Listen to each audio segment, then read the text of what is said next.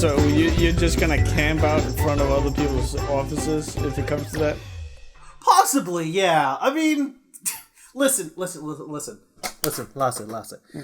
I am in this position where I paid off my student debts. I have gone through the ringer. I have fucking paid my goddamn debts. So I am allowed to say, I don't need this shit right now. I can leave whenever I want. And they can go fuck themselves. I think that the more money you earn, you essentially reach like everyone wants fuck you money. And the more money you make, the bigger the fuck you becomes. Essentially, yeah. Like I'm gonna put this out there. I am not the kind of guy who aspires to have all the money in the world. I can't fathom more than like $12,000. I make this mistake a lot for some reason. My tongue gets tied, but like I don't have high aspirations to make $1 billion or some shit. All I want is to be like secure enough in like my little rat infested hollow where I can like survive to the next day. If I'm not hungry, that counts as me living good. That's American standards for you. But like, there's like a certain level of empowerment you get when you can just say, man, I don't need this right now. I could leave anytime I want, and that would be on you being a fuck ass. I kind of posted on Twitter before the stream today that I am just gonna be a bitch because somebody was being passive aggressive towards me, and it was over like the slightest little thing. Like the job I'm doing, we're basically working with we basically like set up surveys for like schools or some shit, some vague shit. Can't really go into details because NDA, because, you know, children information, whatever. Yeah. Point is, we have a lot of shit to do. Over the summer, the company I'm working at is kind of going through some growing pains. It is fucking big now, way bigger than it was before. So the group I'm on kind of just got a bunch of shit thrown onto them. We have to QA our own work. We have tighter deadlines. We have more volume of work, and the scope of what we have to do is also bigger because people just keep piling this shit up on our group. And you know what? Normally that's fine. We have a lot of shit going on multiple times at the moment. And sometimes like mistakes will fall through the cracks. The slightest little thing. Maybe I don't catch a misspelling. Maybe I accidentally forget to mark a ticket checkbox. Maybe a date isn't changed. That's fine. That's what QA is for. But like, I got like a very passive aggressive comment from like the person I was working with, the manager who set up the task. They went to my team leader and were like, "Hey, please sure to train your new employees." When I've already worked here for like almost a year, and I only seen them in like the past 3 months. So I'm like, oh, you're gonna go up to me and fucking criticize my work when I just want a simple clarification. Boy, I'm gonna be a fucking petty bitch. Like, you know what? Like, fuck it. You care so much about this shit getting on time? Well, I guess you don't mind, like, you know, being late a day or 4. I don't give a shit. So I guess you can say that your manager is a manager. Basically. Were they a cop, they'd be a jerk cop. Yep. But no, essentially. I think that's a working injury. Like, what do you call it? Work injury or something? Work injury. Yeah, because I've been working on something to the last couple of days. So now it's all just manager jerk up. Fucking kill me now. No, sorry. God. No, it's okay. But I'm just like, it's weird having this because like the old Cloudy, who still had student debt, the Cloudy who was dreading going back to college to like get an associate's degree because he had $50,000 over his head, would have like taken this shit lying down and just like nod my hands like, okay, I guess it's my fault. I'm sorry. It would have been a very passive, like submissive kind of emotion. But now, because like, you know, you have this mentality where you're like, you need to work for your next fucking burger. If you don't have the money, you're probably going to die the next week. And it's like, sucks. But now I'm in a situation where I'm like, I don't live like that anymore. I don't have, like, Sally Mae knocking up on my door asking for $1,200 every month that costs more than the fucking rent because I went to school for 1 year.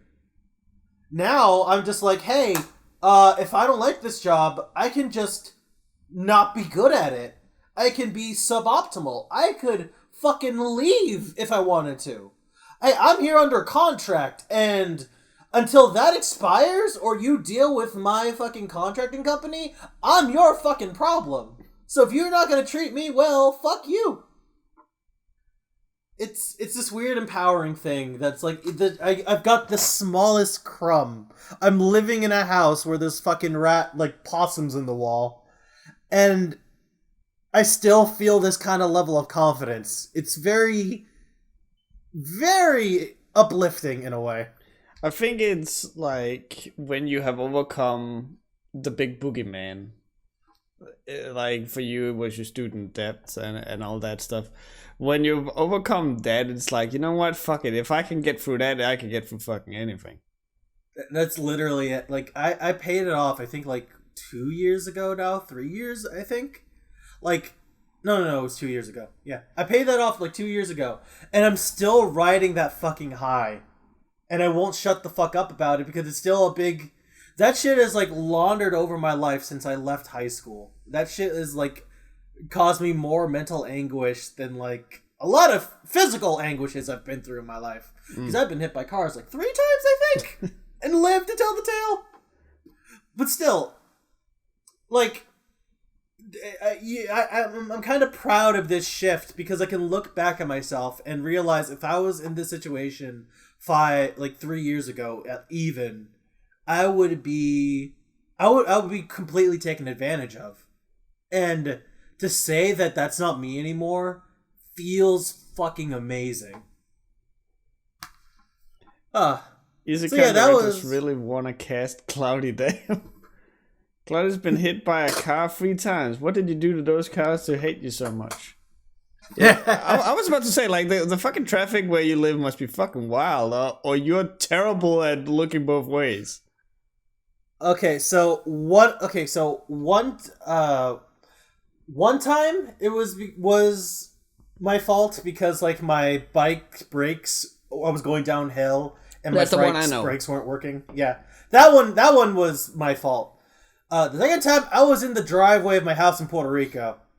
So I was just playing in the yard and some fucker that I don't even fucking know just came to the driveway and fucking hit me with his fucking truck. How? I was okay. The fuck? Yeah, I was in my own house minding my own fucking business. And some fucker hit me as he went to the driveway. I don't think he came to visit. He just came in, hit me, and then backed the fuck out of the way and went back the way he came. I think he just turned into the driveway just so he could turn out of it. I kind of now half expect that the third time you're like, okay, so I'm sitting in my room on the second floor on the couch, and all of a sudden, car comes through the window. Very similar, actually. Oh, God. Okay, so it wasn't me being hit by a car, but the house I was in. I wake up one morning, and there's this car. I don't know what the fuck happened. Like, everyone when I asked them, my neighbors what the fuck happened, apparently the guy was drunk, but he told me that he was he swerved to avoid a cat. So this man with this big old truck, he owns, like, this hardware company, and he fucking slams into the front of my house while my mom's taking a shower and I'm sleeping in the attic, and I wake up because the whole house goes woof. It fucking, like, shakes, and I fall out of bed. And, like, to be fair, I do that myself normally because, like, I'm a restless sleeper, so I fall out of bed all the time. But, like, this was different because, like, when I fell, an alarm clock fell on top of me as well. So that's me counting it as a third time. Oh, okay. I rush downstairs to ask my mom if she's okay because, like, the house just got hit. Because I stick my head out the window, no shirt or fucking anything, in my fucking boxers, and I'm like, what the fuck? And there's, like, a car, there's, like, a truck, like, trying to rev out of of my house, but it kind of like got it's like underside got stuck by a railing. Wait, when was this? This was like, I think 2 years ago. This yeah, when I was still working at the mail company. Yeah, because I fucking remember you telling me about that. Yeah, but here's the punchline though. I go down to see my mom's okay because we got hit by a car, and my mom looks me dead ass in the face like, "Oh really? I thought you just fell." Like, okay, I'm not that much of a fat ass. Fuck you. Basically. House gets fucking shook. She just thinks it's her fat son just walking again. I'm used to it. So fucking Caesar's in the chat saying that Massachusetts drivers are the worst in the country, and I think it's a testament to that statement when you can get fucking like hit by a car when you're in your fucking house. Basically. When you're not even on the fucking road. When you're not even on the fucking road. See, it's like we have a term for drivers in our state. They're called massholes. I know, right? Okay, that's good. Like, it's like but that fucking reminds me of that one story I once heard about the diver who died from falling. Did you ever hear about that shit? You have to tell me that, because that sounds amazing. So it's a fucking story about how there once was a fire in, I think it was actually in America, I don't recall which state. And after the whole thing, like everything, the burning stuff had burned down, people were like going through it to see if there was any like anything they could salvage or any people who were hurt or whatever the fuck. And they spot a man in a diving suit hanging up in a tree. And obviously, and they're like far from any body of water, right? So it turns out what had happened was that so when there's these big fires, they will send out these helicopters or something that basically has like a big fucking tank. And then they just like scoop up water from a nearby lake or something. And apparently the diver had been out diving in this fucking lake and then had been scooped up by this fucking helicopter fucking air carried out to this fucking fire and then dropped into the fucking burning inferno where he then died in a fucking tree. So it's like, if you can get hit by a fucking car in your own house, then you can also die by fire and falling when you're going for a dive. You know what my first thought at the end of all this story is like, oh, so the fucking pilot tried fishing. He's like, hey, watch me cook this big ass fish. I remember there was I think there's like a whole like slew of documentaries about this one instance, because apparently the paramedics were like, okay, did his air tank blow up? Like, was he trying to use that for extra oxygen when there was smoke? And then the tank blew up and it sent him up to the tree. And then they were like, no, because the fall damage is way too high. The bruises on him doesn't correlate with that. Then what the hell could it be? And then one dude is like, oh, I think I know what it is. Imagine explaining that to his wife, like. Okay, so we tried to reenact Looney Tunes, but we forgot cartoon physics wasn't a thing. Yeah, and then the wife is like, "Oh, this is just like my cousin who tried to drive through that painting that looked like a tunnel, and then it was just a wall." Oh god, that's just hilariously awful. I feel so sorry for the dude. It's really one of those things where it's so tragic that you can't help like what else can you do but laugh? It's like I think I've always talked to I guess it's again pretty morbid, but like I feel if I ever was going to die, I want to be in the most absurd kind of way possible. Like my default is like I want to get into like a ring match with a bear and like try my best to like I know I'm gonna fucking lose, right. but I'm gonna go down swinging. So that makes me think of like two things. One of which I can segue off of, but the first one is that I fucking hate bears, and I hate bears for one reason and one reason only, and that's because they're fucking cute as shit. So every time that I see a picture or like a video of a bear or something, there's nothing that I want more than to pet it, feed it, give it a big old hug. But I know that if this big old teddy at any point just decides lol and then slap me once, that is a single time, in the face with his paw, I will fucking yeet off of this mortal coil. I will be deader than disco. Bears are just like land tanks. I don't know what they will just erase you from existence. You will just become a statistic by looking at you. Yeah, and it's so fucking wild because then you see like their ears, and it's like, how the fuck can something that has like little boop, like how can that be evil? But it's just like a little boop. It looks like a fucking furry Cheerio on top of its head. It's fucking awesome. I know, it's so cute, and they will fucking destroy you. Yeah. Okay. Before you go into the segue, I just want to like bring this up about tigers, just because I just remembered, like animals are fucking scary. Because I just recently learned that tigers can fuck with you without even seeing you, because their roar apparently growls at like a certain frequency that you can actually feel it in your body.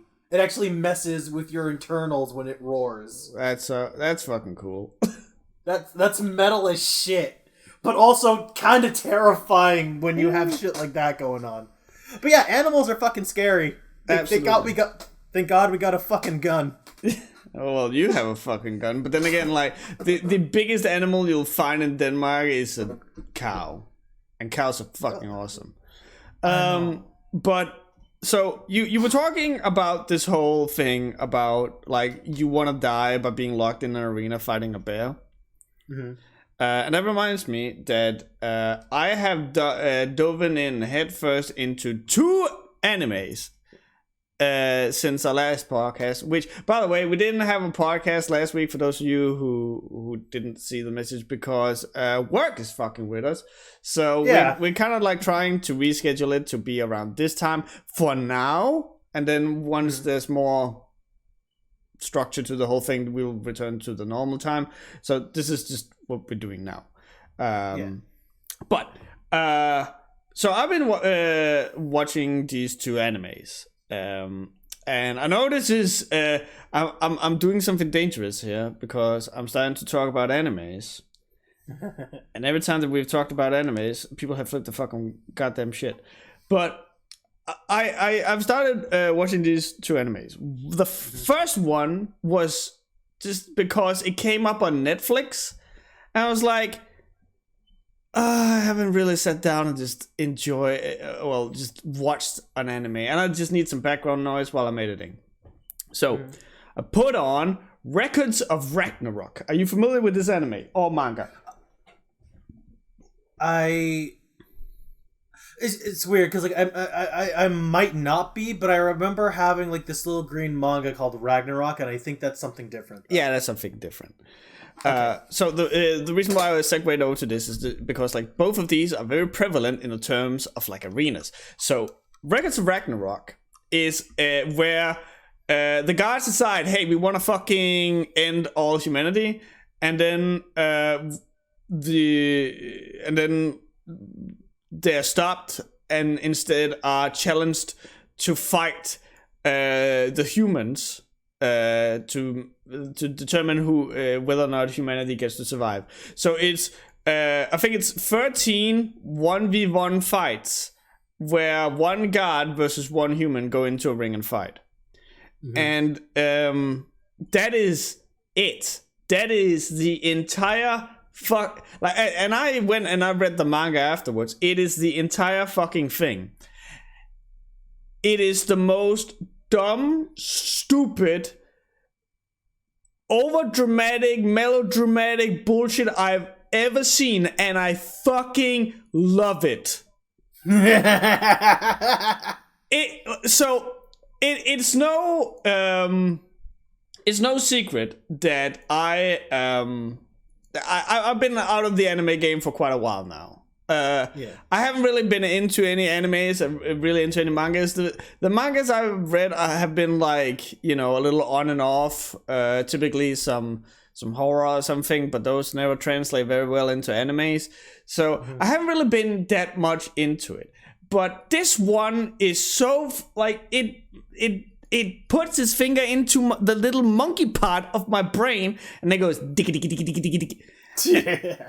And it's everything that I just need, because it like, then you fucking have the first fight is 4 versus Lu Bu. That just sets the entire fucking premise of how stupid this shit is. And 4, like Mjolnir, is like as big as 4 is. It's something he uses both hands for. And then they're like twisting it, so it's like, oh, but 4 needs real quick backstory. In Norse mythology, 4 has 3 enchanted items. People keep forgetting 2 of them. One of them is Mjolnir, his hammer. The other one is Jerngriper, which is his gloves, and the third one is his power belt. So if you ever played fucking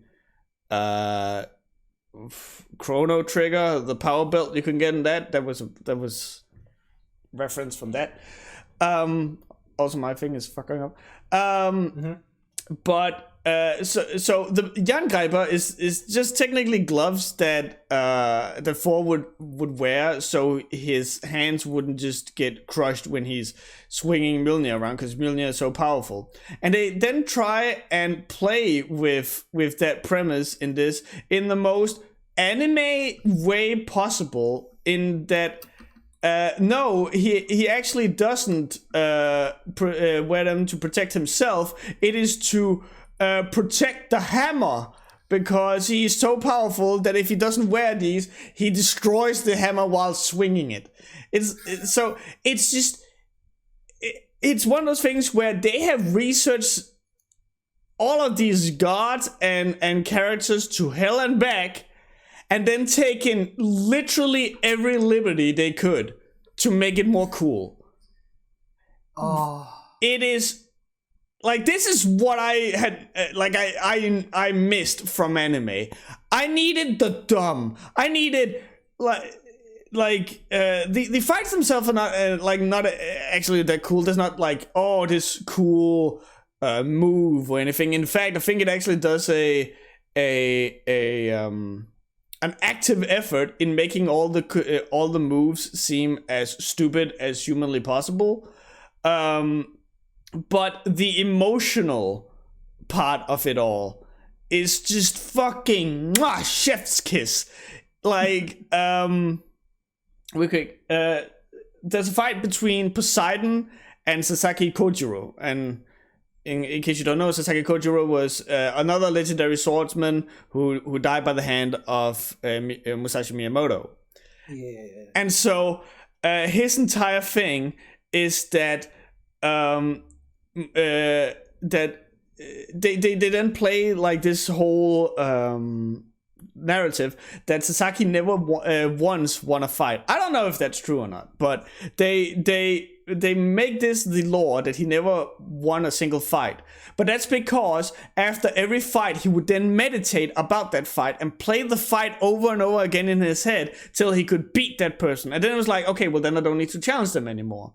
So doing his fight against Poseidon, he gets like he gets somewhat his shit wrecked, and then he starts, to be able to fight him, because he's using that whole thing of him learning and stuff.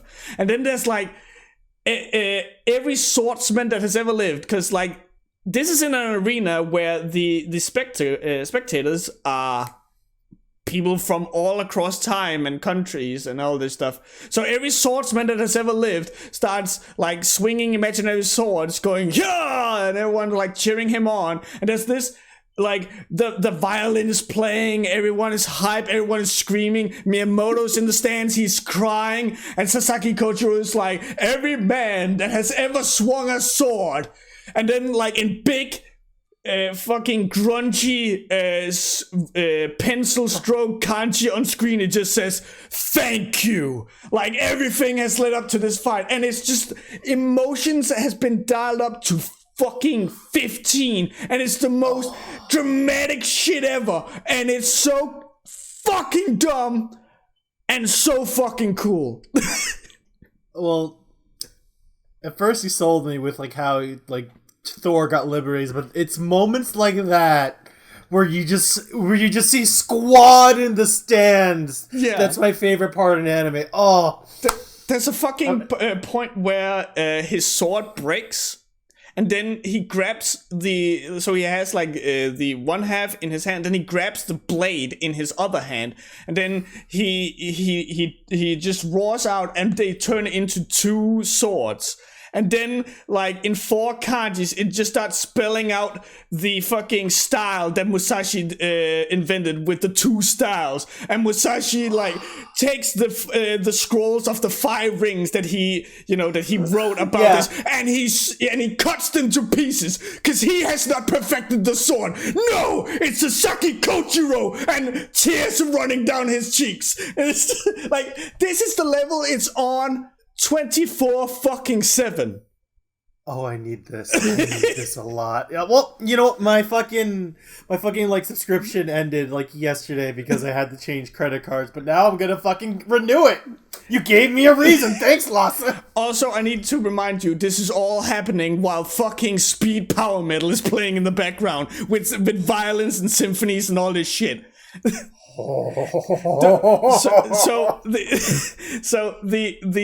The anime has gotten scrutinized a lot because in the manga everything like so the entire thing is kind of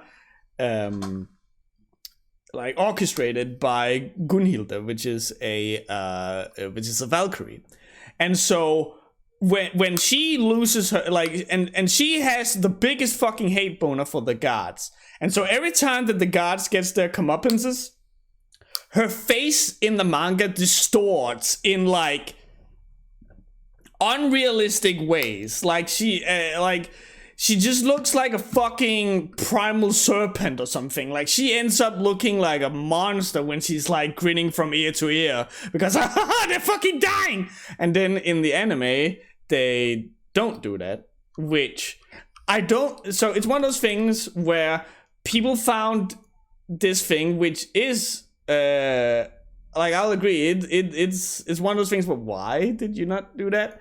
But they have based their opinion on the anime solely on that. And it's just like, but then you get the fucking announcer who, but by the way, there is nothing wrong with watching this dub. The announcer for this fucking thing is the best, Heimdall, Heimdall is a name that I know because that's what I named the stalker of the last season of Webcast Relief, because he is the messenger of the gods. So of course he's the announcer. And so what does he use as a speaker? Oh, he uses the Yala horn, which is a thing from Norse mythology, where once you blow that horn, it means that we're going to war. That's what he uses as a fucking loudspeaker. So and he goes fucking ape shit.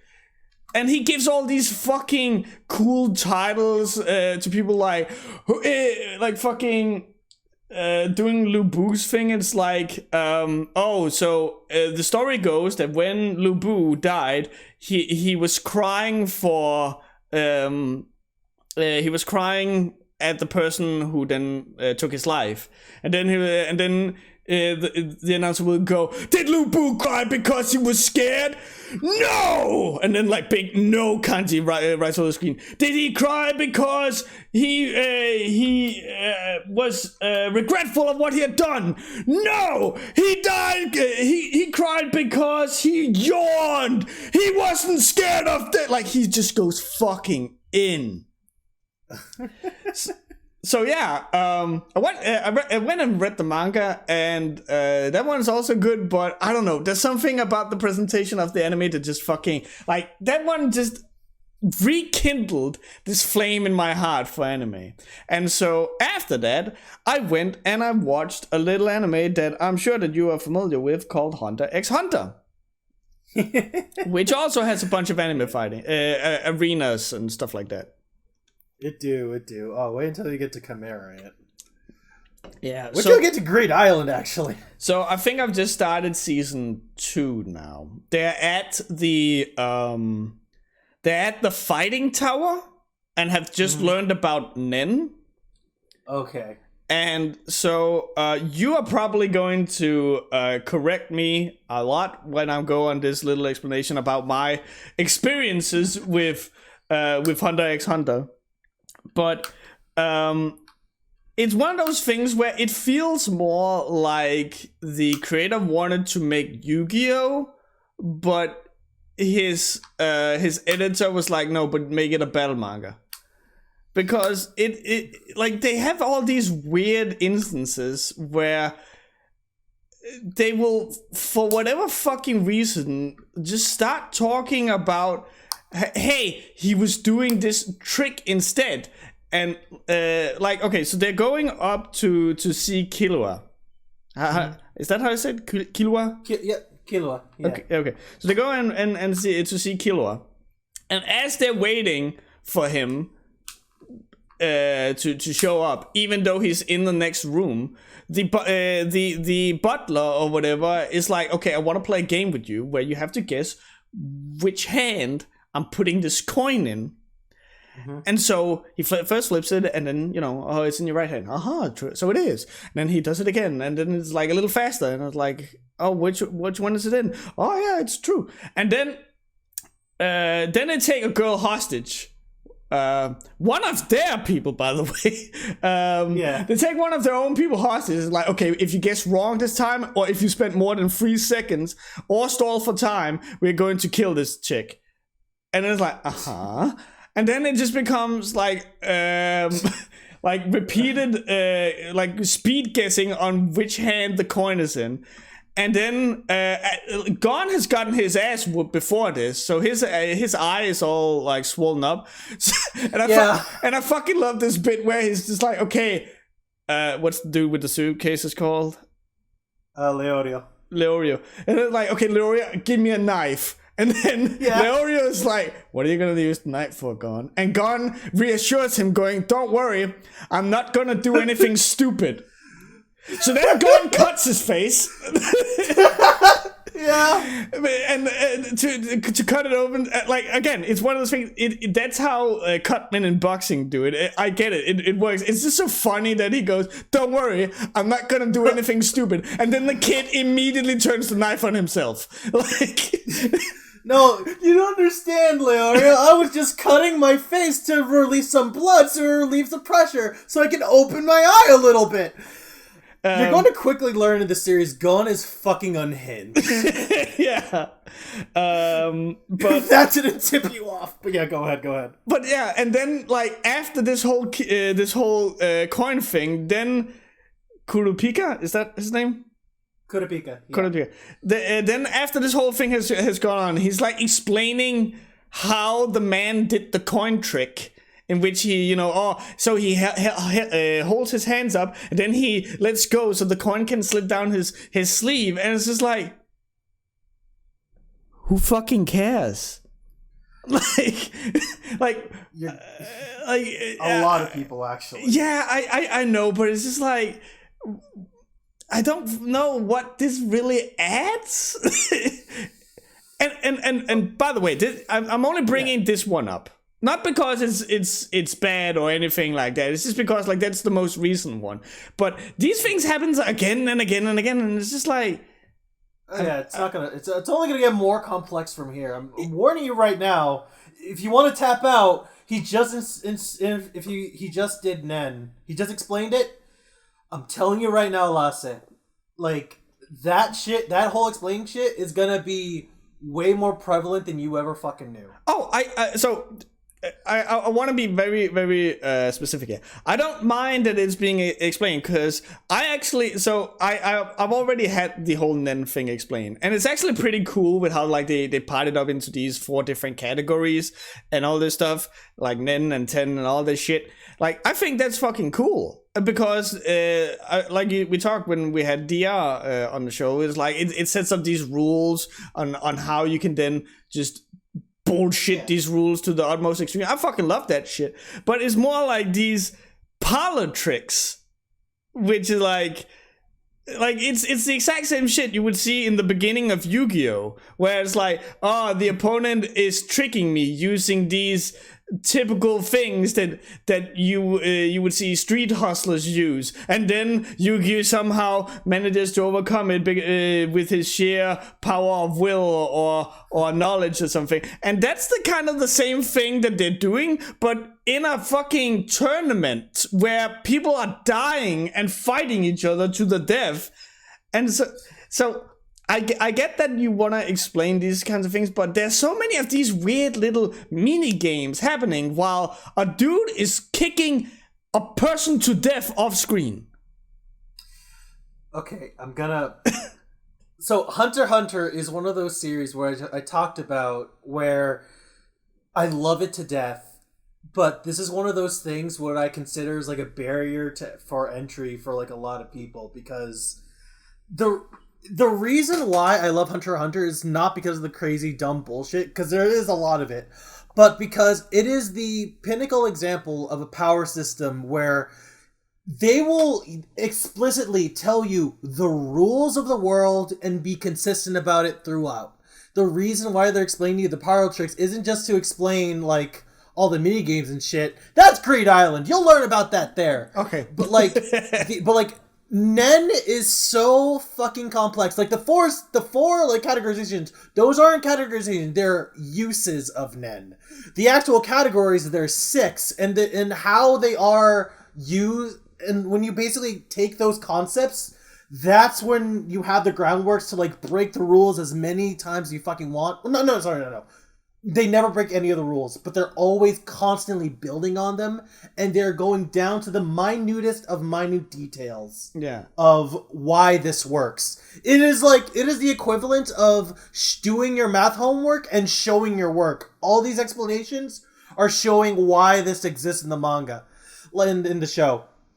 Like, before Nen was introduced, he did that for fucking everything. Like how he was flipping I think there was like a scene when they were like running through the tunnel in the Hunter's exam where like apparently Killua has like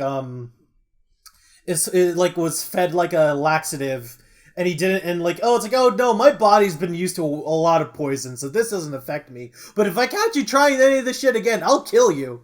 It's just to explain why things are happening. Yeah.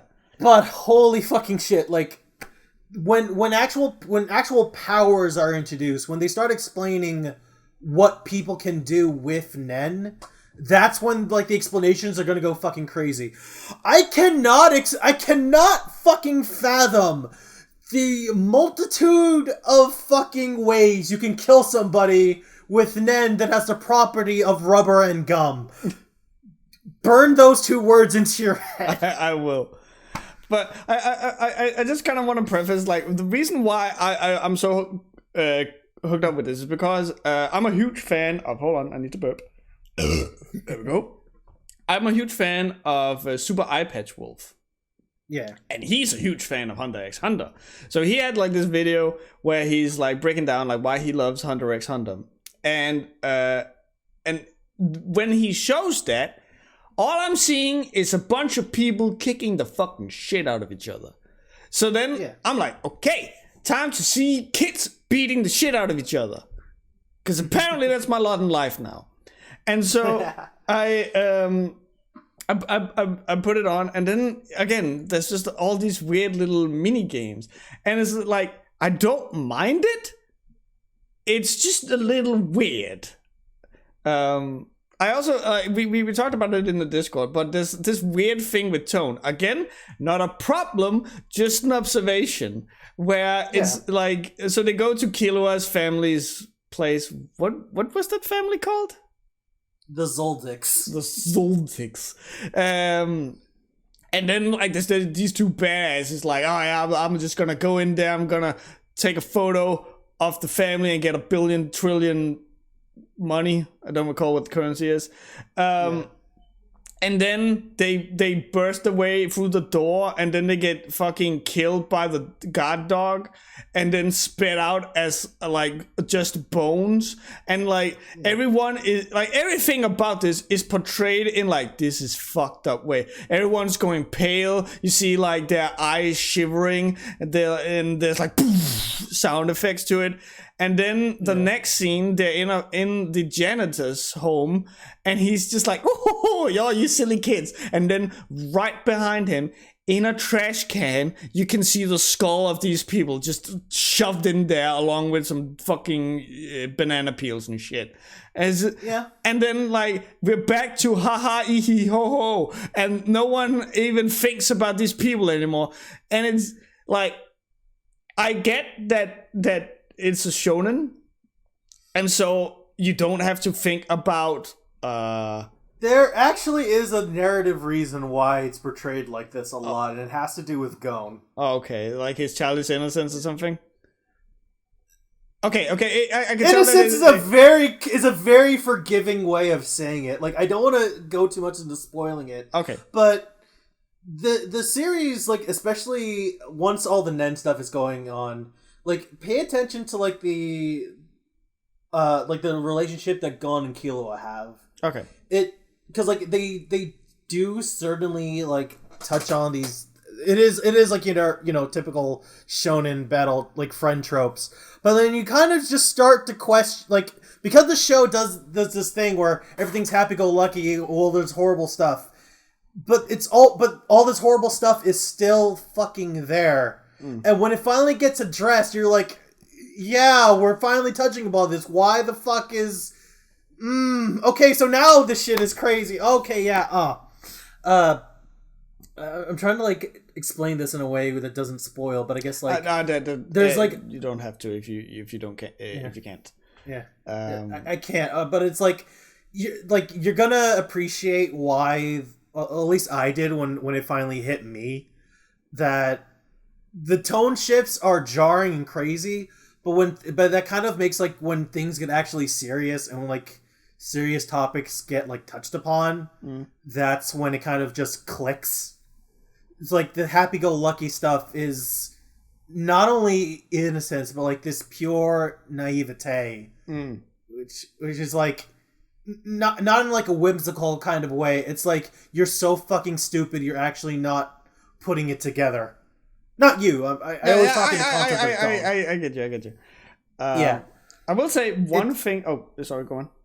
No, I was gonna say, like, I mentioned this in the server, but like, Hunter x Hunter is like one of those series that's so long, so dense, but you can't skip any fucking little bit of it. Yeah.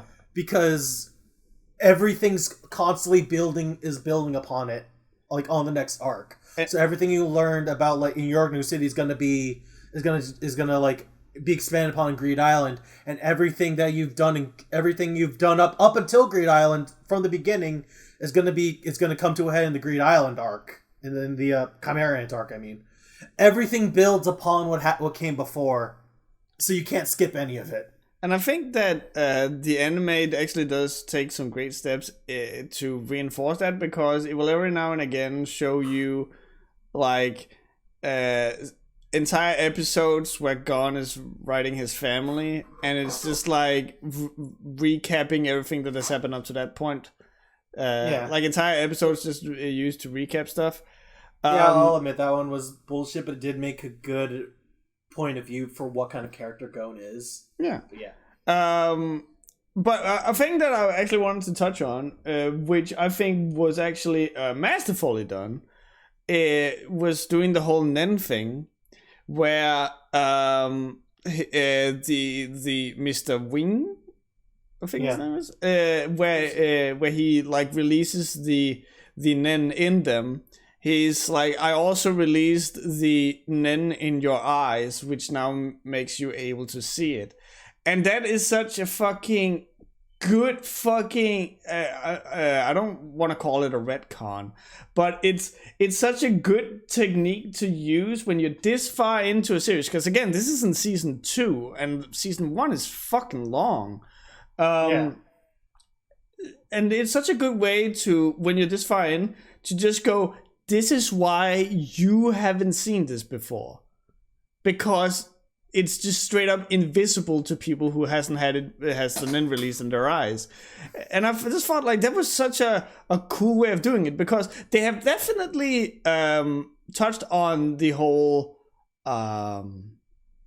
thing of like feeling it, like when Gon has to use his fishing rod to catch the number badge. thing, the badge from the clown guy. Who is apparently a big deal, when he has to do that, and like the clown guy is like, oh, I couldn't feel you at all. So they're already kind of like, it's one of those things where I am talking right now under the assumption that this is all just being written off of the seat of the writer's pants, and it's probably not.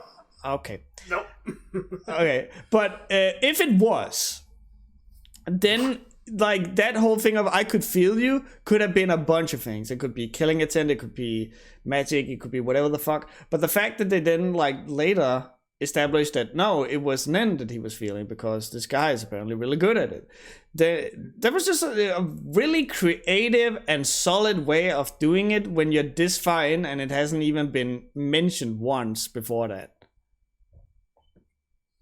Like, I always contrast it with, like, the way JoJo handled stands at the time. Because, like, I had to admit, like, the initial introduction was a bit clunky.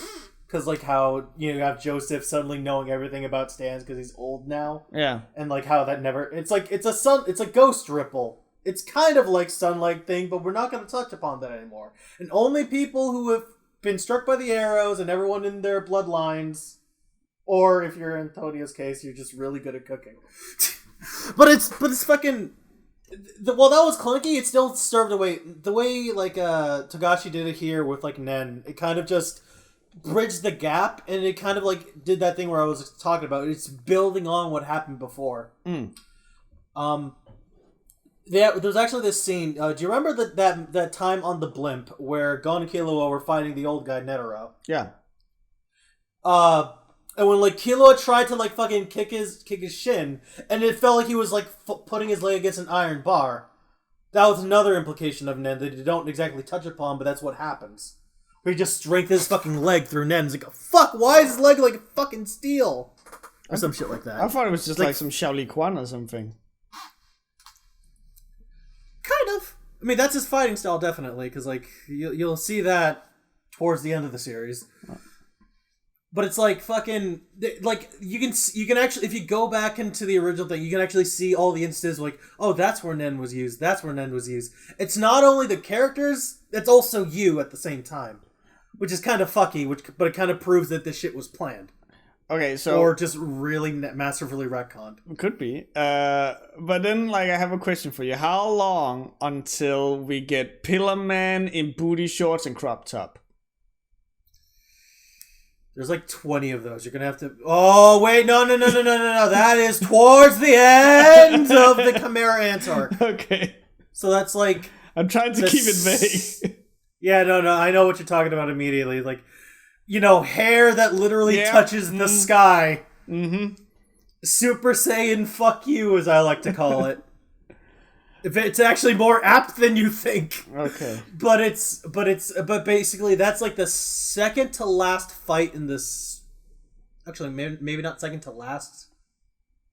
No, it is second to last. Yeah, right. The second to last like fight in the Chimera Ant arc. So you have like 1.5 more seasons to go. You have to finish the one you're on. Then you have to go through Greed Island. And then you have to go through a large part of Chimera Ant, and that's where you get to it. Is it after they go to York New?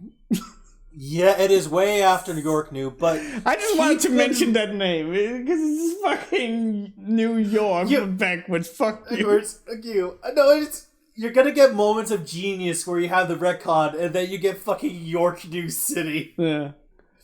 The Greed Island, you get transported through a fucking PS1. Oh, amazing. Like, it's amazing the amount of depth he gives to the world in terms of world building, and also the sheer unabashed laziness you can't even be mad at. Like just like I saw that one picture that I sent you. Oh, did you send me? We shared it amongst ourselves if nothing else. Yeah, where it's just a fucking entire page, and there's a drawing in the top right, and the rest is just text. And this is not me being hyperbolic. It is literally just text. If you wanna, it's actually in our DMs. If you like scroll up a bit. But if you want to share it on screen, I mean to say. Oh. But it's like, okay, so here's the thing that I want to talk about, because like the manga experience is a different experience from the anime, because this is not the first Hunter x Hunter anime. The first one was in like 90, and it was a bit of a departure from the manga, but it was also like way more violent. Like the scene where Killua like puts his hand to the guy's chest and he pulls out a little baggie, and you see it like beating. Where the fuck did he have that? Like, he just reached in and grabbed it. Yeah, but no. Where did he have the paper bag? No, he grabbed. That's like his shirt. He pulled out. Oh. Yeah, he pulled out his shirt, and like the cloth he like stuck his hand in. That's what he used to like pulled up the heart. In the old anime and in the manga, you don't see the cloth baggie trick. You actually see the heart as it's beating, bleeding in his hand, and he sticks his nail into it and it like squishes. Really? Yeah. So believe it or not, when you were talking about shipping gruesome, this is the happy-go-lucky toned down version of what it's supposed to be. It's definitely a far cry from what I'm currently watching. Yeah. But that being said, I am. Go on. No, like no, I just saw you pointed it up. Like this is what I want to talk about, because it's But I'll let you go ahead with your thought first. No, I was about to segue away, so please. Okay, so Hunter x Hunter has this really like this page is like from one of the latest chapters that came out, because the anime stops at a certain point, but the manga keeps going. The author is very ill, like actually very sick. He has to take constant hiatuses because of health, and he's, to his own detriment, does not want to hand over the reins of the story to anybody else. Whether it's like Japanese exceptionalism, whether it's like Shonen Jump mandates, I don't know what the hell's up with him, but he does not want to let anyone else draw for him. He doesn't want to let anyone else write the story for him. Hunter x Hunter is his baby, and there's something he genuinely wants to say, but he just has so much he has to say. Yeah. This, in a way, this is kind of like the perfect evolution, because Hunter x Hunter is built upon all the fucking exposition it's built, because every single word he gives, it's setting down another concrete rule, concrete state what's going on. He doesn't like to let people have too much suspension of disbelief. He wants all of his rules to be as cohesive as mesh as possible. And it's insane and bullshit, but it kind of works if all the math is right there, the work's right there to prove it. Like in this page already, what it basically boils down to is like there's like a bunch of like they're on a boat with a bunch of princesses, and like the political situation is so fucking dense because all these princes are trying to kill each other for like the crown seat of this kingdom. And everything's, and like the reason they don't go out and kill each other is literally because of all these political reasons going around. It kind of shows like how much in depth you're thinking about this. Well, you can't just be, I'm big tough man, I'm gonna kill you and take your throne. No, if I'm gonna kill you, we have to use so much fucking subterfuge to make this opening happen. It is complex and brain hurty, but the math's all there, so it checks out. Yeah. That's like the majority of this series. Like, I make fun of Unsounded a lot, but this is kind of like that done more palatably. Where, like, there's everything about the world is so fucking dense. Yeah, I get you. Yeah. But yeah, that's what I wanted to say. Yeah.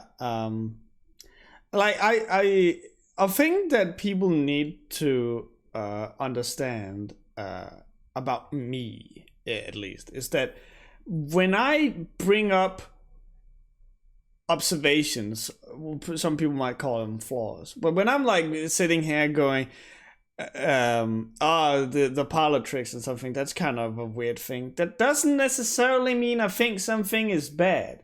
People have this weird understanding that, thought that if I point something out, it's immediately a form of negative criticism. But I literally just finished off screaming about how Records of Ragnarok is the dumbest shit ever, and I love it. So like you don't do this. I'm not like putting this on you, but we definitely have both met people who are like, if I bring up a issue or something with something, that it immediately equals to me hating the thing, which I don't. I can easily untrue. What for now? What? No, that's completely untrue. Like, yeah, you don't do that. I can easily, like, I will gladly one day, if you are so inclined, go on a massive spree on telling you all the fucking pants on head retarded dumb bullshit that is happening in Metal Gear, and you know, like, I love that shit to death. So I think that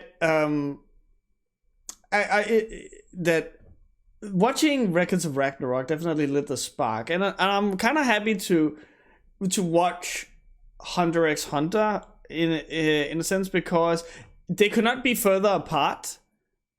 In that, like you say, in Hunter x Hunter, they want to explain everything, whereas Records of Ragnarok, it is, did this give you goosebumps and a half chop? Yeah, then shut the fuck up and ride the lightning.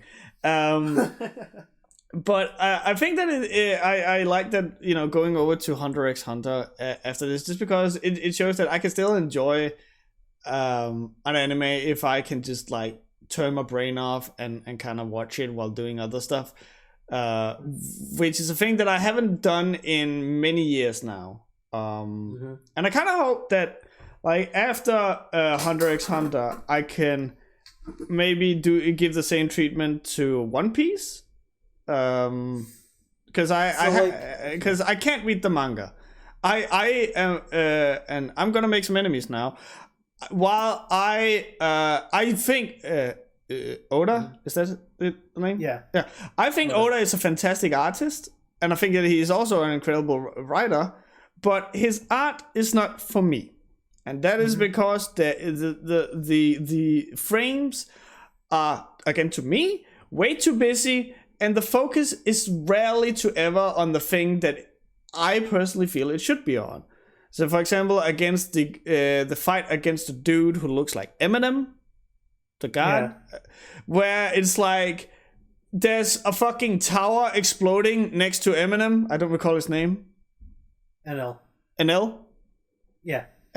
Like the tower is exploding next to NL, and there's a dragon here, and then there's a pixel in the background, and that is Zoro readying up his most powerful attack, and then in the next frame he has unleashed that attack, and it was super fucking vital and did the thing that you needed to turn the tide of battle, and it got no love. The camera was way the fuck over here, that is like something that again, it's not a bad thing or anything. It's just that I am not accustomed to that way of conveying a flow of actions.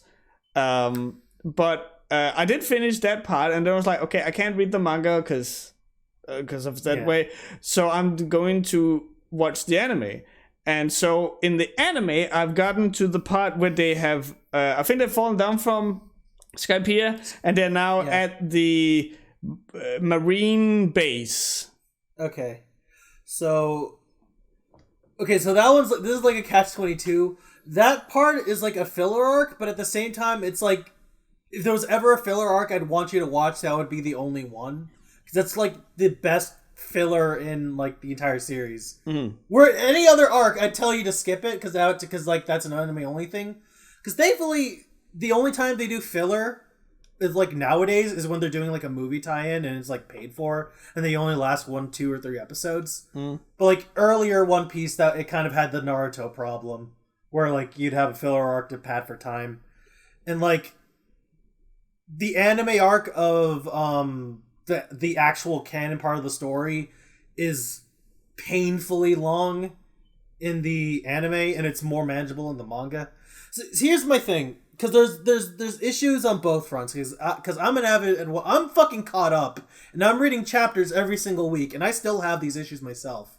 Because I love this story a lot, but it's also, God, it is unkind to like people who want good pacing, because it is not a good paced story, especially earlier. Because the manga has a good paced clip, but like the manga still has to cut things out, while the anime fills things in.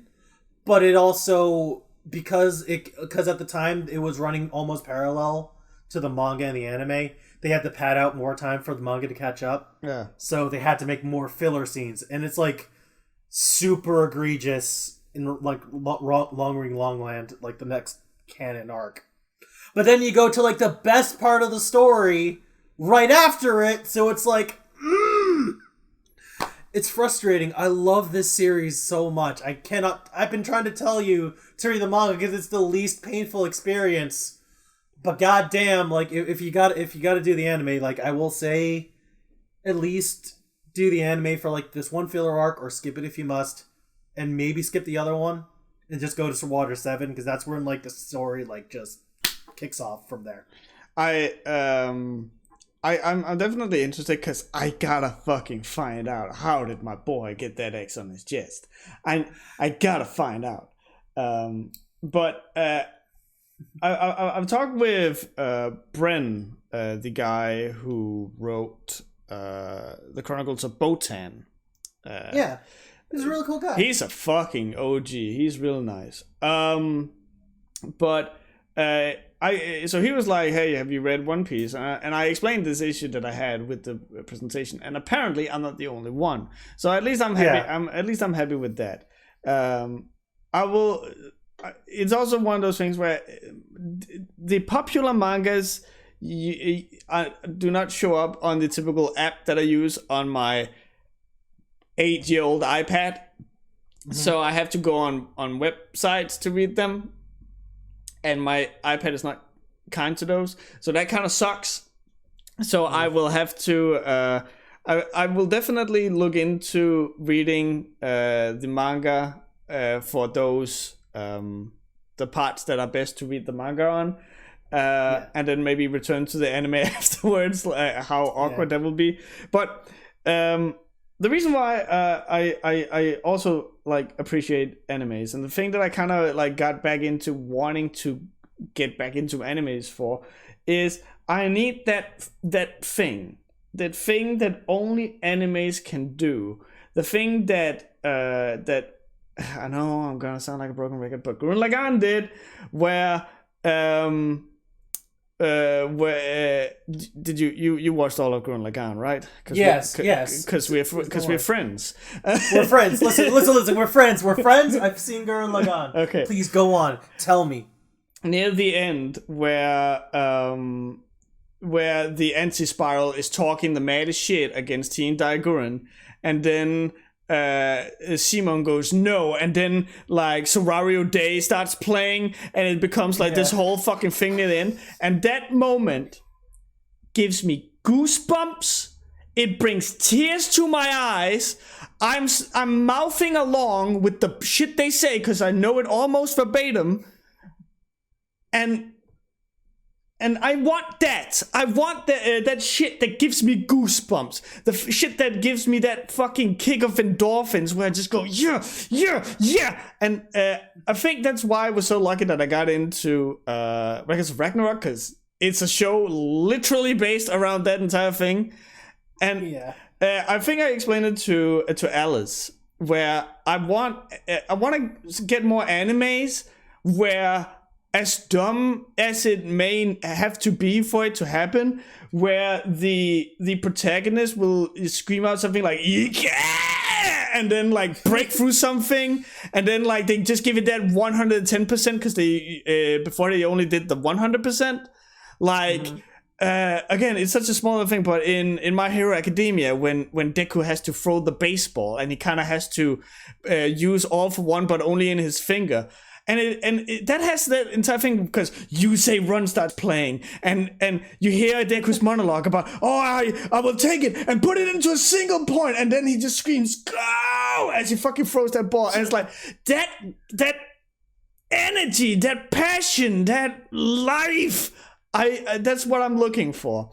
And I remember when I was trying to find out where I was at in the anime, because apparently that's a fucking endeavor in the One Piece anime to find out where the manga is in correlation to the anime.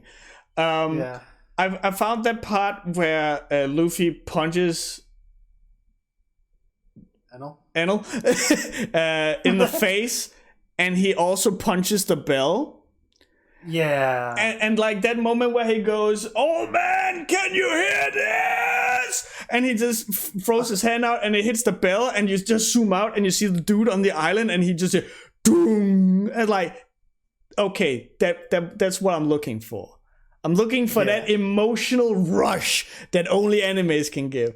And so that's why I'm back into anime, because I live for that shit. Okay, I'm gonna tell you this right now for like One Piece, just real quick. Like Long Rand, the arc right after Skypiea.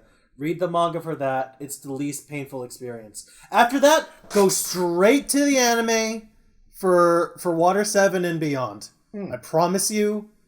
Up until like some weird things on the time skip where like the real pacing issues come in. That's where you want to have one. That's where you want to have your fill. Okay. Because I'm like the best moments in the series. The reason why it became the most popular story in the world at the time was because of the anime episodes that aired for those episodes specifically. So it's a good thing you found a taste for that now, because you're gonna get it. Well, I've always had a taste for it, but I was never really. I think that's a thing that I've learned about me as I grow older. I've definitely mellowed more out and started doing less broad statements.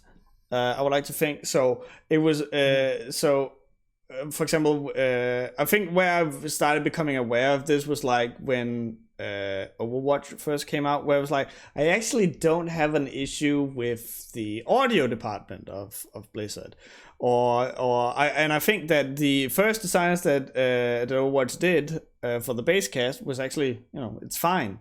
So it's like, okay, so that's not what I have an issue with. I have an issue with the writing. And so then I started going, okay, so the reason why I don't like Blizzard is because of the writing. Obviously, that is expanded now, but for anime it was like I love anime, but why is it that I love anime? And then as I've grown older, I found out that it's because they can give me this feeling. And I think that's also why I kind of started falling a little off of anime, because I feel like more and more animes started focusing more on the cool character, or the guy who thinks 9 steps ahead. At least the stuff I saw. Even Goku went from being super fucking crazy, passionate in screaming out Kamehameha, to go Ultra Instinct, where he says fuck all and just stands there. Again, it's still cool, but that's not what I want. I want Naruto running against Sasuke, going Sasuke. Like that's the shit I'm here for. That's why Broly is the coolest fucking dude, because he will scream at you shit while grabbing you by the ankle and throw you into a mountain. I don't want, he barely flipped him with the minimal effort, and so he flew away and died. No, give me manly spirit. I think Raj put it the best. I want the shit that makes you go oops, like gusto, like that fire. Like that's what I want. And so I'm trying. So if anyone has any suggestions for animes and shit that gives you that, then I'm here for it. Honestly, I think that's like the best succinct way to put it. There's like a lot of media nowadays has this like thing where we're kind of moving away from it because it looks childish, but that's sometimes, especially nowadays, I think specifically, we need that kind of like fiery, burning passion. Yeah, in like we need to see people have that. I think we're all a bit like exhausted from like the cool, hyper logical kind of thing. Sometimes you need to have that fucking spark to turn into a roaring inferno. Yeah. To put it in any like better way. You just need to fucking scream. Yeah. TI. Yeah, I want to fucking scream along with. I'm a 32-year-old man. I will gladly fucking scream along at the fucking screen if I see something cool. Oh god. That being said, if it's not that, I can still enjoy it. I fucking loved Megalobox. But that's a fucking that's a cool fucking premise on all in its own, but, and it's just masterfully done. So why the fuck would I not love that? But it's just to say that it doesn't have to have that exclusively. But that's the thing that turns me on. Yeah, I can agree. I can definitely agree. Even if like series that don't generally have that. When they do pop out of nowhere, I go fucking nuts. There was like 2 series that were that had those feelings, but I wasn't expecting them to. One of them was like Kimono Friends, which is like this dumb animal thing. Oh, I remember that. Was supposed to like advertise a mobile game, but it was just surprisingly competently written. And then it had that moment toward the end where it made me fucking cheer like crazy. And then like one that I started watching recently on Netflix. It's a Chinese cartoon called Scissor 7, where Scissor 7. You don't Scissor 7. Okay. It is it's about this guy who's like the lowest ranked assassin in the world. It's yes. He has amnesia. There's like birds running around him. Literally, one of them is just Magna. Amazing. I think you'd like that.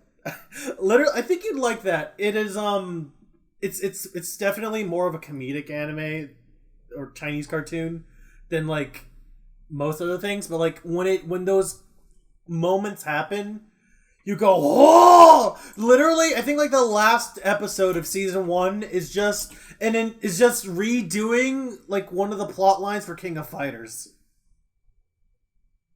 Okay, I'm in. Scissor 7. Scissor 7. Okay.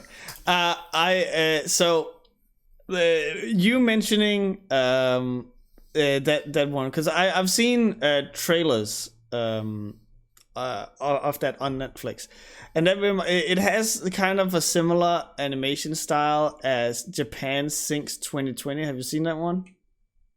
I've seen trailers for that, but I haven't actually seen the thing itself. But I know. There was like this one awkwardly written dialogue scene where like a kid wanted to say miss his mom, and he walks towards him and then he fucking dies. So I'm gonna link you something now. You can watch it without audio, while I explain to the lovely viewers one of the most dumbfounding dumb shit I've ever seen. So the entire plot of the show is that Japan sinks.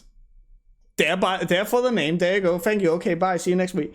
But yeah, Japan sinks, and so everyone is like moving to. I think they're moving south or something to better to not sink as fast. I don't fucking know.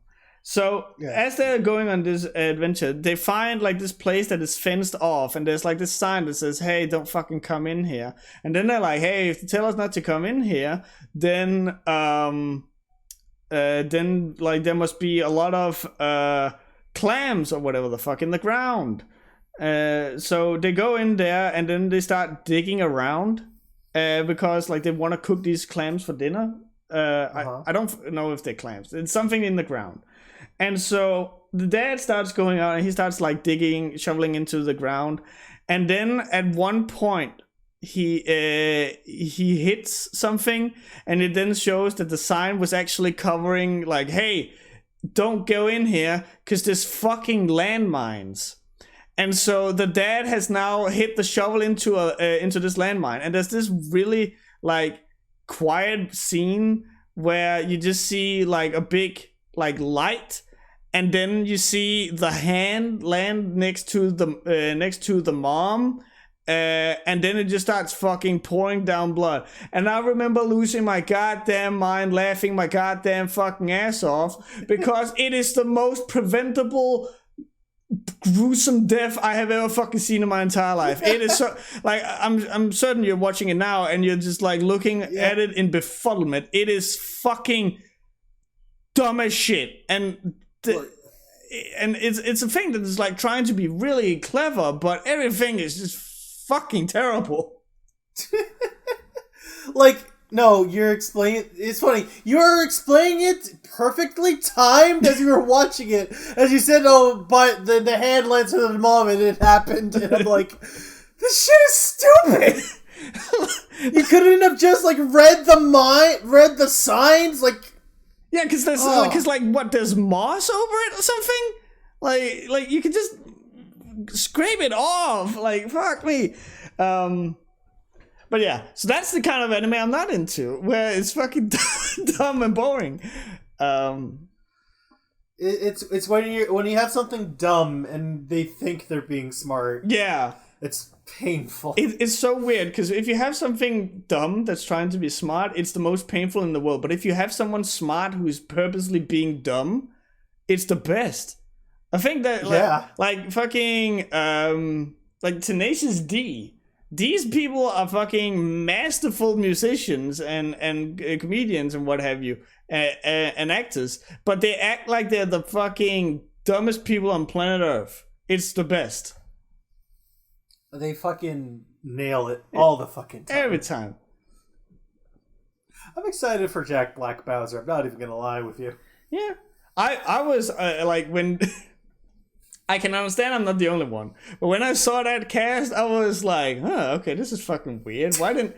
but I guess I can see why they don't have Mario's actor play him, because, you know, he's an old man and there's probably going to be a lot of, like, jumping around. And then it's like, no, it's animated. And I'm like,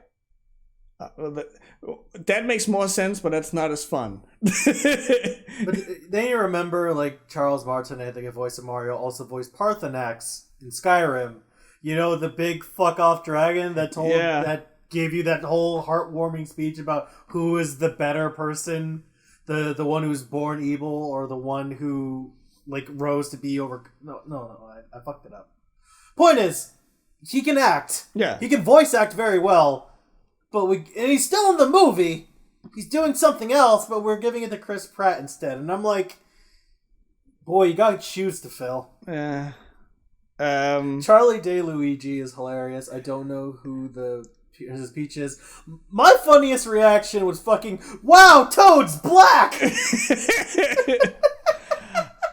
I like you said, Charlie Day as Luigi is the best. It is everything I could have wanted. And Jack Black as Bowser.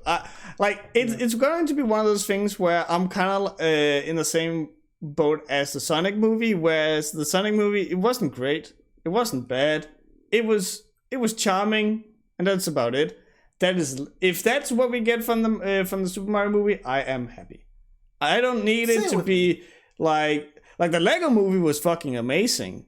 I don't need it to be that. I just need it to, exist.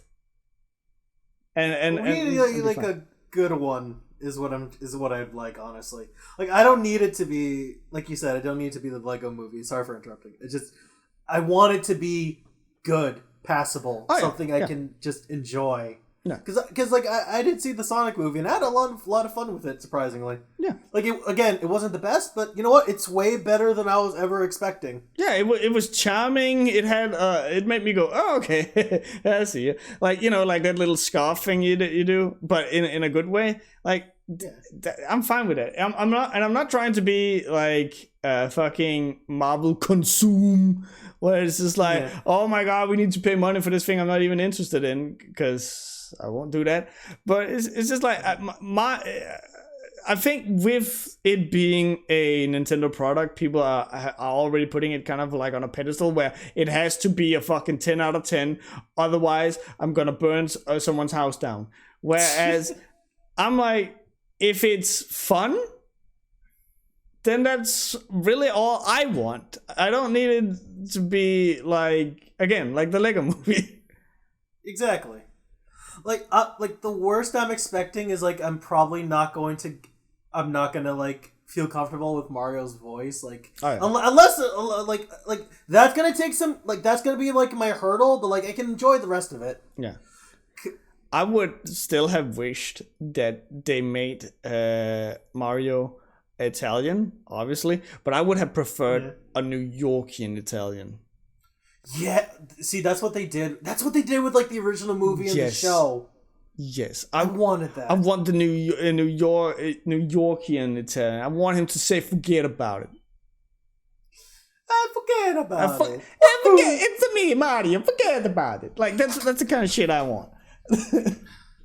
You know, if Chris Pratt pulls that, he has me sold. I'm not even gonna lie.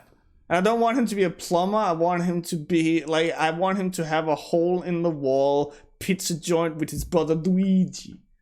Like, hey Luigi, give him the pepperoni. Like that's what I want. I don't know if I'm being a fucking prick right now. I'm really not trying to be. Do you think this movie will be better than the 1993 movie? Probably. Well, okay. I'm gonna be honest with you, and I'm gonna say yes. Probably not, because like the 1993 was like good in a bad way. Yeah. Bad in a good. It's super fucking dumb, but you can enjoy it. Yeah. It's cheese, like that fucking cheese thick pizza. But it's like fucking. But like this one, I feel like is going to be a more earnest attempt. Yeah. And I can enjoy it for what it is. Absolutely. That's what I think. I'm in the same boat. Like, yes, the original Mario movie was a fucking travesty, but it was fun because it was such a travesty. And I love that shit. Me too. But yeah, so that happened. That was a nice way to kind of like segue a little into what news that had happened in between the podcasts. Yeah, like a lot of things happen, but you know, we can talk about them. We can put our 2 cents in, and I think we're coming in positive. Yeah. But I think, unless you have something to add, that it's time to hear if someone has perchance written us a letter about what they think about the new Mario movie, now where Sora from Kingdom Hearts can be in. Oh God, that's a thing. I didn't think we were going to touch that today. It's like the only reason why I want to bring it up is because I watch this fucking lunatic Nomura make it canon. Watch him make it canon.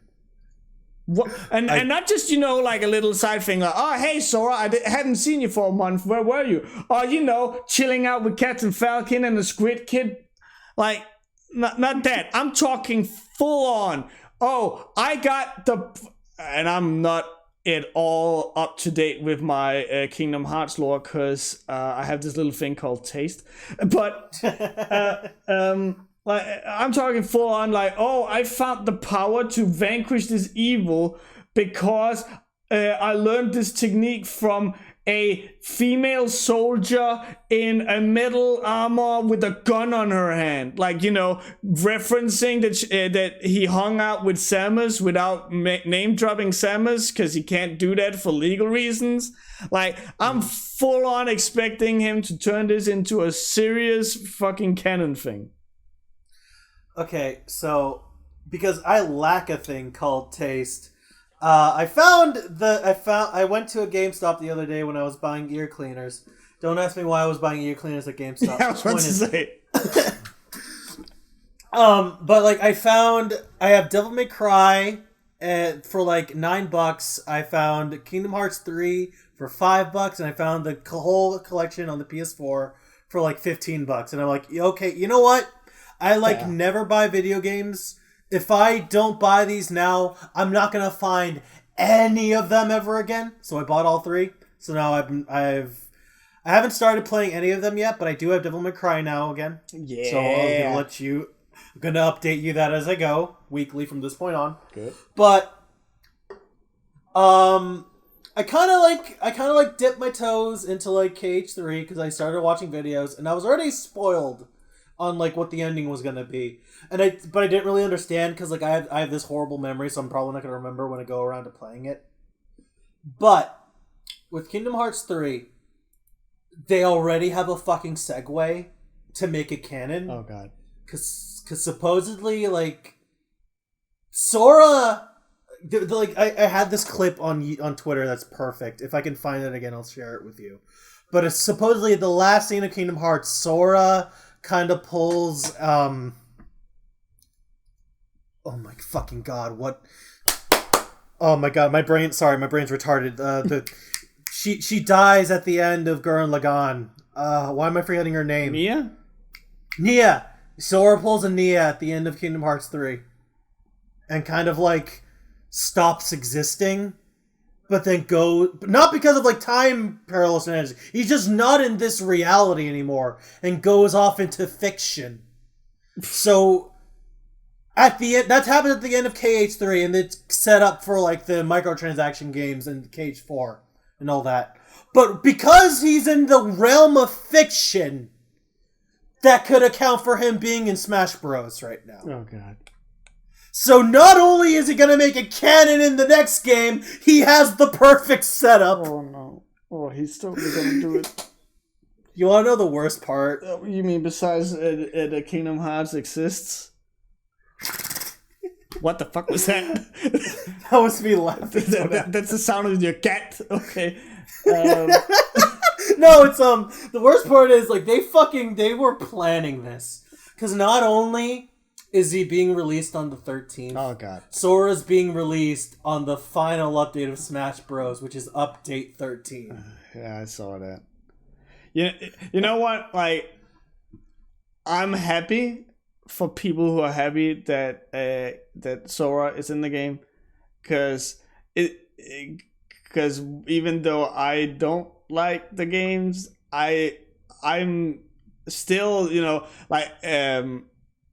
I will still fucking get hit with the feels whenever I hear sibling clean. Oh yeah. And Kingdom Hearts 2 was fine, but however that I fucking loved the combat in that game with the whole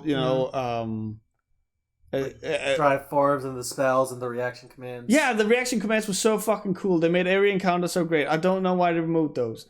Yeah. But so there's definitely some merit for loving the games. They're not for me, but I can definitely understand why people are hyped for this. And and if you are not happy that Sora is included and you're raging about it on Twitter, then I'm even more happy that Sora is now in it, because that means that something bad happens to these fucking crybabies.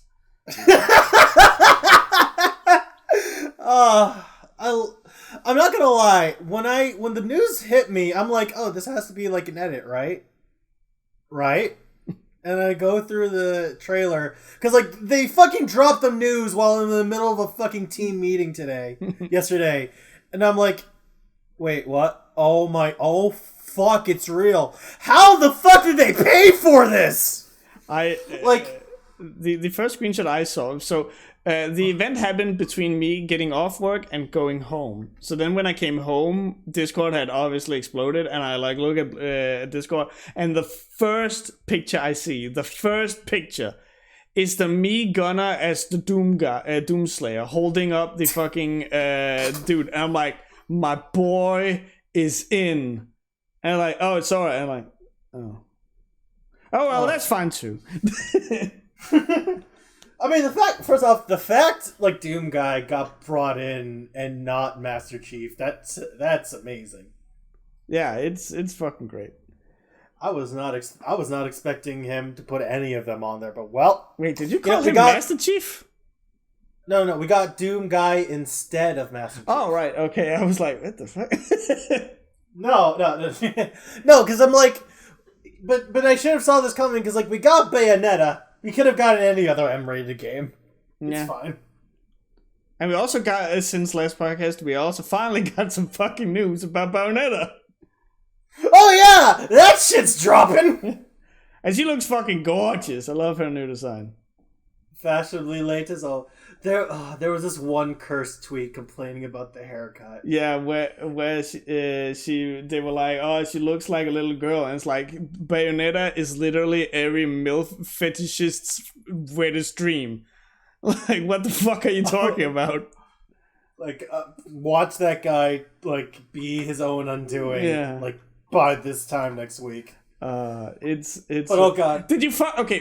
While we're on the topic, did you fucking see that trans porn actress was like cosplaying as Bayo, and then Hideki Kamiya was like, "Oh wow, so fucking hot, my queen." Yeah, and then she's like, "Oh yeah, let's get married. By the way, I have a penis." And Kamiya's like, "Whatever, fucking king shit."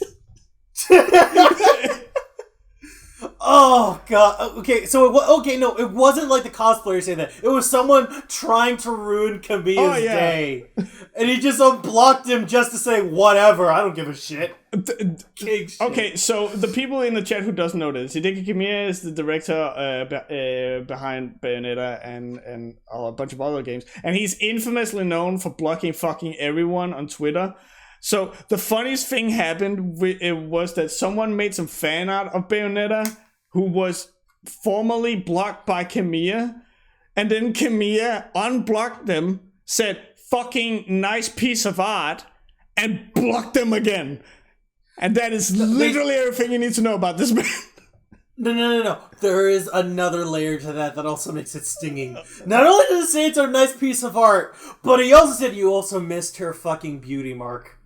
Did he? Because he made a little... you didn't see it, but like he made a little face that had like the big eyes, the mouth, and there was a little period next to the eyes, meaning you forgot a piece. Oh, well, Kamiya with the fucking shade. I know. He is a fucking bitch shit, and I love him. He's amazing. Him and Harada and the fucking dude who made the music for Jet Set Radio. What the fuck is his name? Hideki Kamiya? No, not Hideki Kamiya. Hideki... I know his name. Yeah, like those three are the best people involved in the Japanese game industry to follow. Today, IGN put out a video of the cockfighting in Far Cry 6, and it plays pretty much exactly like Tekken, like a full-on. You get a super meter, by the way, and so and Harada is like, this is the best shit ever. I love it. If Ubisoft wants it, I will gladly give them any Tekken asset they would ever need. This is the dude who put Negan from Walking Dead in his game because he fucking loves The Walking Dead. Like, these are the people we must protect because they have long... This is the man who will show up wearing a t-shirt that says, "Don't ask me for shit." Him and Kamiya are both people who have long since stopped giving a fuck, know that if they just keep making games, they will forever be kings.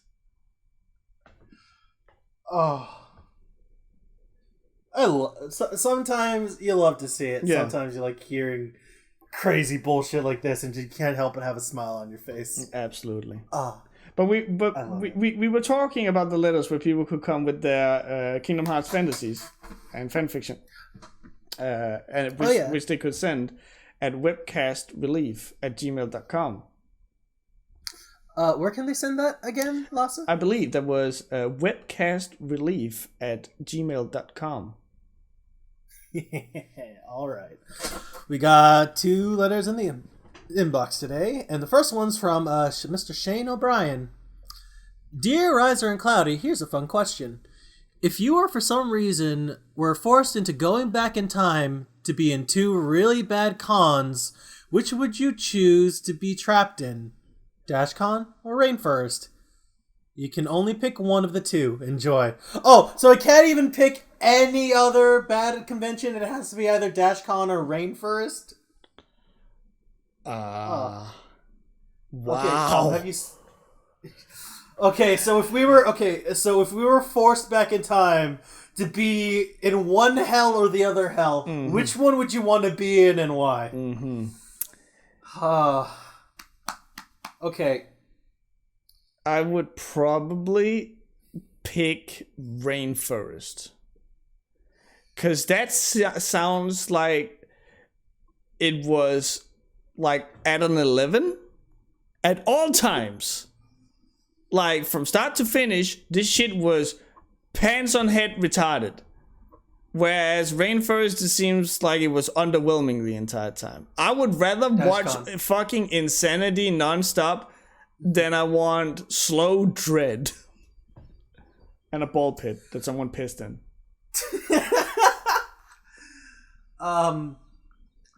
Like, my only reason I wouldn't want to go to, like, Rainforest is, like, I'm afraid of, like, touching any of the walls or else I might get chlamydia. Like, okay, so my reasoning for wanting to go to DashCon is because there was promised a DVD. And you want to find it. I want to find it. The Internet Historian, it still has, like, a bounty of, like, $1,000 on it. And I'm like, okay. One, I'm going to see if it's real. Two, I guarantee there's, like, something in there I could have done and fucked with and be part of internet history forever. Just because, like, it was just so hilariously bad. There's, like, some sort of facet I could have personally fucked with, like, behind the scenes if I just was nosy enough. That's my thinking. If I was going to DashCon, I think I would try and make an honest attempt on stealing the ball pit. You were the reason why it disappeared. I would steal that little fucking kiddie pool, take the air out of it and put it under my shirt and run. Just to see what the fuck would happen then. Like where do you go from there? Like the only fucking saving grace you had at that point was the fucking ball pit. What do you do when the ball pit is not even a factor anymore? Oh god. I want to talk to like the concierge at the fucking hotel at the Marriott where the whole thing was off, and I'd be like, "Hey, do you guys realize you're being like scammed? These guys are fucking con artists." And just be like, "Hey, I just want to like see that. I want to look at what the fuck happened with all the finances with all this shit. Like, oh yeah, like even a cursory glance at the finances of DashCon is like this shit doesn't add up. Like not even close." I had a feeling Cloudy would pick DashCon. I think like with the whole thing of you like being afraid of touching surfaces, I think like COVID has trained you for this. Don't touch any surfaces. Keep social distancing. Wear a mask. I think all these things are things that will benefit you going to fucking Rainforest. I mean, to be fair, I don't want to get an STD to begin with because a family member of mine died of one. So. Oof. That's what fucked with me. Yeah, okay, fair enough. But no, like I want to, cause like at least with like DashCon, I can like either document everything or I can like fuck with the head specifically, cause like they're all bad people. I have no sympathy for them. Whereas for Rainforest, where we're all the insanity, that's like I gotta feel bad for like everyone who has to clean shit up, for like the people who organize the place. It was just like clean shit up and actually clean shit up.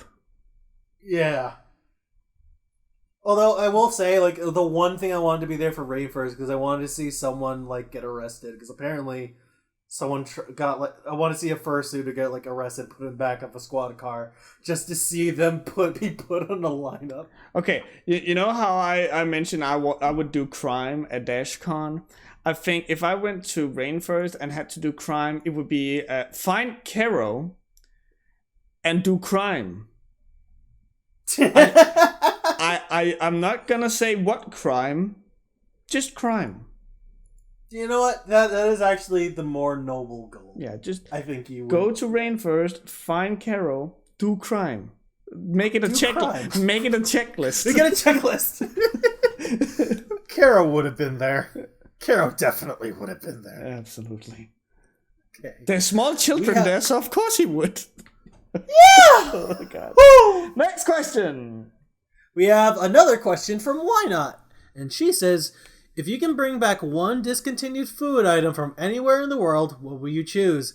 It could be anything edible that isn't a drug or form of medication. Okay. Discontinued food item. This is going to sound very mean. Why Not is American, right? Yeah. Yeah, okay. This is... Okay, so even though Al, who is very much Dane, is in the chat immediately with an answer, this is very much an American thing. I do not know a single fucking Dane who has ever cared about a food item get discontinued. I can remember what the fuck was that, Search or whatever, like some kind of off-brand fucking Sprite thing. I think that's the only thing that I can remember, but I don't even fucking care about that. I think if I had to pick one, it would probably be when Twix was called Raiders. I would rather have it be called the Raider, even though like it tastes exactly the same. It just sounds cooler. Yeah, that does sound cooler. This is a hard one because like my parents didn't let me have I still ended up fat, but that's not because I had a lot of processed foods. My parents were like hyper specific about that. They wouldn't let me touch anything that was like super processed until I got into middle school. That's when like we were. That's when like they just were working so much they couldn't like afford to like cook for us anymore. So I'm like trying to think. I'm like racking my brain. What's something that I can't get? And like my joke answer is always like Kinder eggs, but I'm like, wait, no, it's not they were discontinued. They're just illegal in America. I mean, well, a gun isn't. That's pretty discontinued in my book. Yeah, but like I've had them because I went overseas to visit my friend in England, and I got a bunch there. So I'm like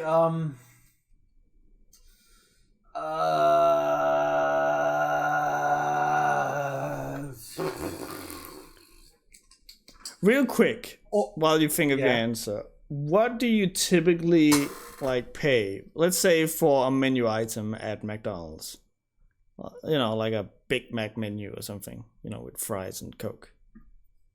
I want to say like 8 to 10. Okay, that's why. So I've been seeing this debate happening a lot, like why Americans go to restaurants to eat so often, and that is because your restaurants are so much fucking cheaper than it is in Denmark. You want to know what that shit would cost us here in Denmark?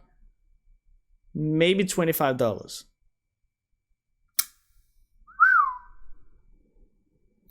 It's also cheaper to like go to restaurants than it is to actually buy fresh produce sometimes. Yeah, that's the fuck. That's not the case in Denmark at all.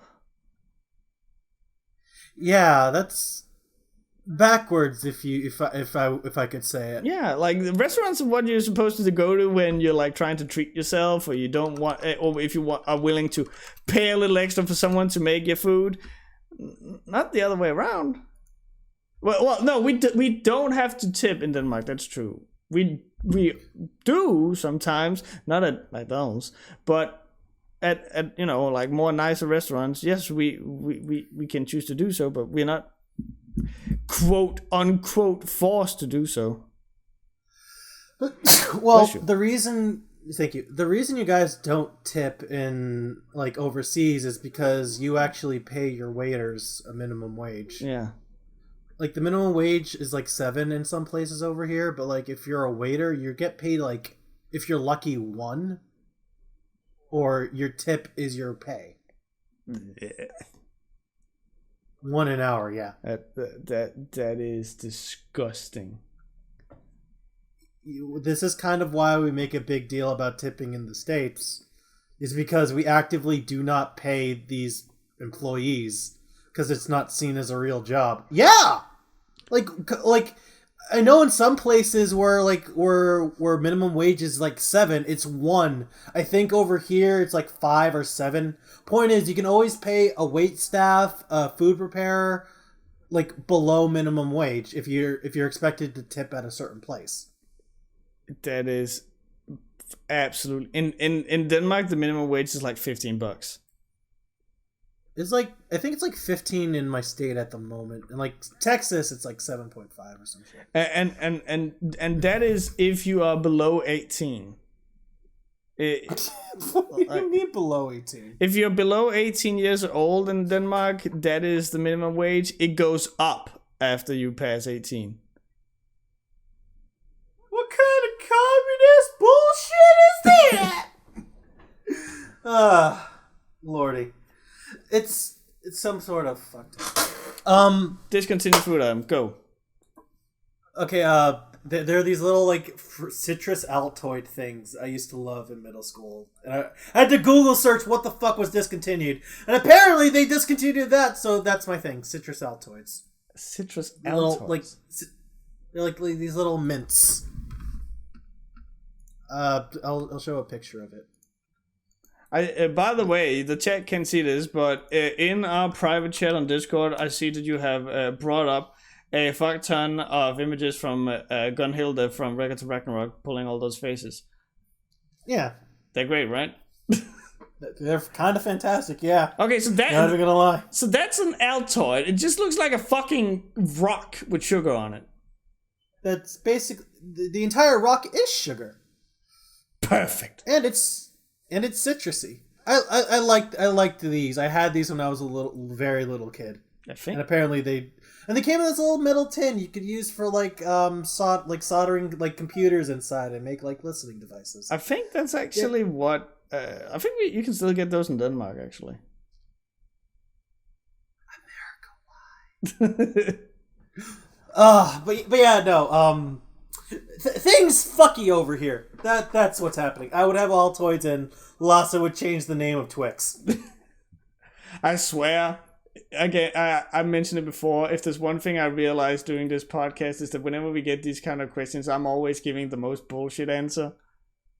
like again, when we were asked like if you had one day left, what would you do? And I'm like, I would do crime. And you and Ammo are like, fucking, I'll tell everyone close to me how much I love them and like do something meaningful. And I'm like, what the fuck kind of monster are you making me out to be? Okay, well that one, it's like I have like regrets, and like if I'm gonna die, I'm not gonna have any. That's why I'm saying if I'm gonna die, put me in a match cage with a bear. I would have said my goodbyes at that point. Cage match with a bear. Is that the name of this podcast? Let's do it. Fuck it. I think that's a good place to end it. Yeah. Lots of getting pretty late for you, and I have to get back to work. Yeah. So y'all have a fantastic day. Yeah. You guys stay awesome, and we'll see you next time. Take care. Bye-bye.